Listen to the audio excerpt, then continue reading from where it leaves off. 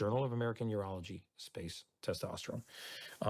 That's one of the most revered journals in the world, which is why I send people there. If you're a physician and you disagree with that, go to that journal, and all the research is cited. So you want your red blood cell count to be in the upper end of the normal range. And then you want to keep an eye on hemoglobin, which is the fluid in the red blood cell. You want that towards the upper end of the range. And you keep an eye on something called hematocrit. Hematocrit is a measure of your blood's viscosity. It tells me how close is your blood to water or how close is your blood to motor oil. As your hematocrit rises, your blood is thickening. Easiest way to reduce the viscosity of the blood without blood thinners is to do regular blood donations. We call it therapeutic phlebotomy. If you are taking testosterone therapy, your doctor should probably be recommending that you do regular blood donations.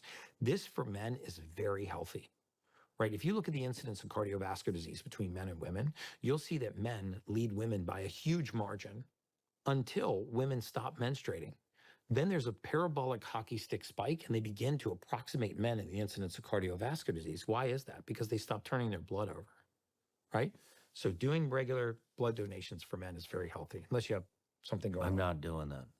Does it show that I'm not doing that? I should be doing that. Yes. What is it? What is regular? Every 3 to 6 months. Okay.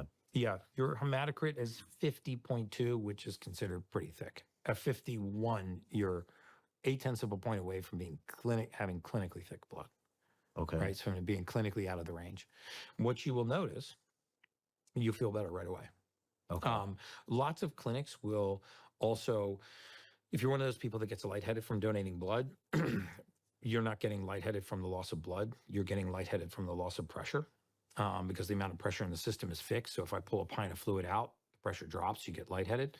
So the way to solve that is to talk to your doctor about running an IV, put 500 milliliters of just thin, clean fluid in, then put the bag below the level of the heart, pull 480 to 500 milliliters of thick, old, tired blood out. The pressure will remain the same. Okay. The viscosity will change.